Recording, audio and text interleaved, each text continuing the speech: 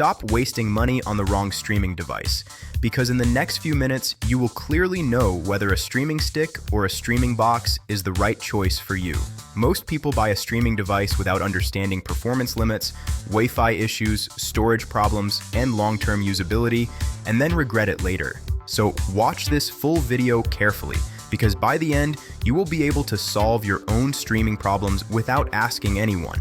Before we start, a quick transparency note for you.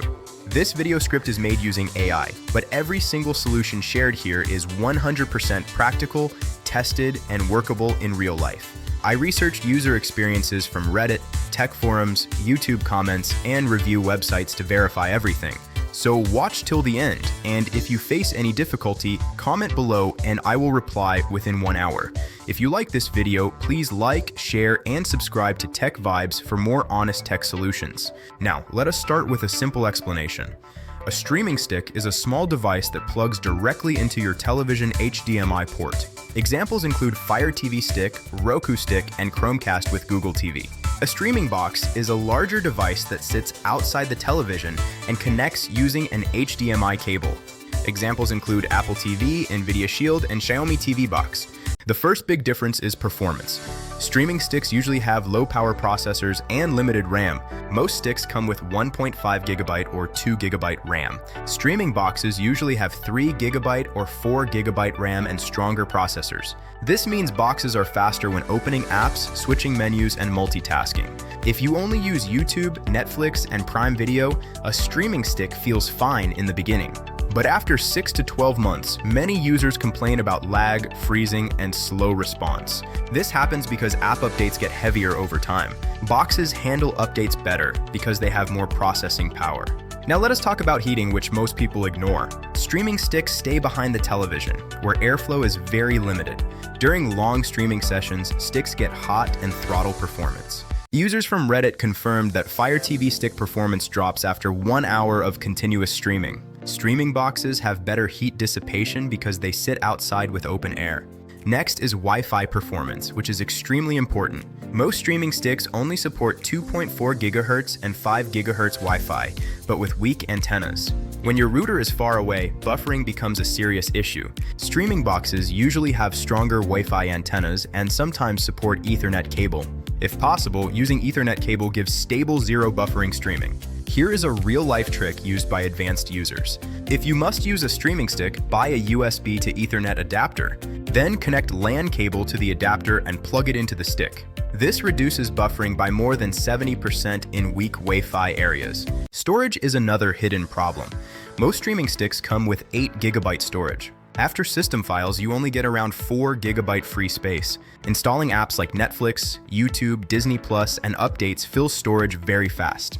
Low storage causes app crashes and update failures. Streaming boxes usually offer 16 GB or 32 GB storage. Some boxes support USB storage expansion. This is very helpful if you install IPTV apps or offline media players. Now let us talk about video quality and formats. Most modern sticks and boxes support 4K resolution, but HDR performance differs a lot. Budget sticks struggle with HDR10, Dolby Vision, and high bitrate content. Streaming boxes handle high bitrate videos smoothly.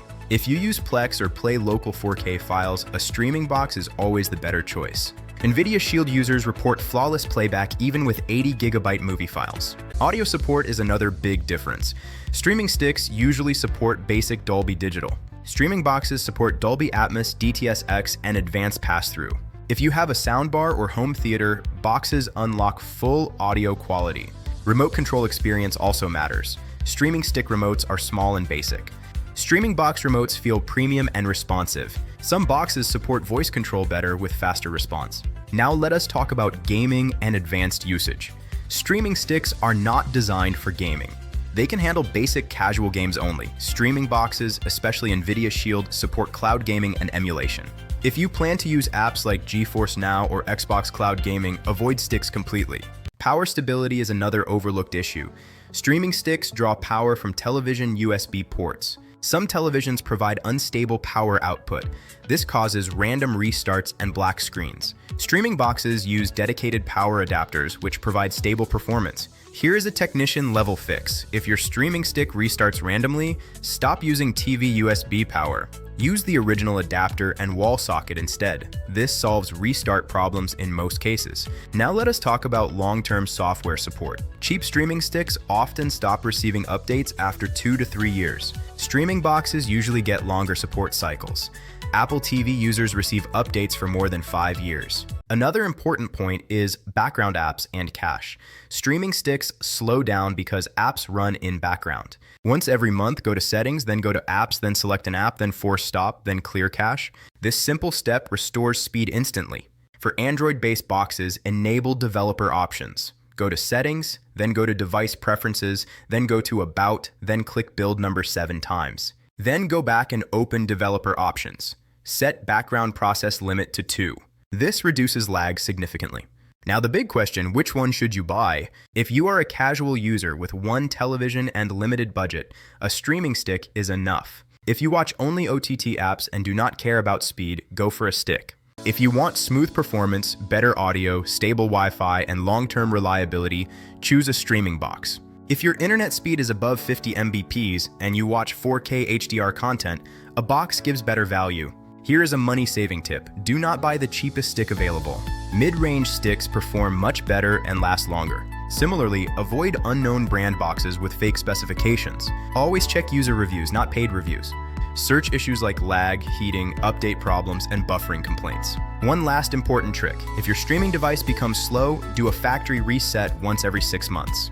Go to Settings, then go to System, then Reset, then Factory Reset. This clears junk files and improves performance drastically. Now let us wrap up. Streaming sticks are compact, affordable, and simple. Streaming boxes are powerful, stable, and future-proof. Your choice depends on usage, not marketing. If you found this video helpful, please like this video, share it with friends, and subscribe to Tech Vibes. Comment below if you face any streaming issue, and I promise to reply within 1 hour. Thanks for watching, and see you in the next video. If you want smooth performance, better audio, stable Wi-Fi, and long-term reliability, choose a streaming box. If your internet speed is above 50 Mbps and you watch 4K HDR content, a box gives better value. Here is a money-saving tip. Do not buy the cheapest stick available.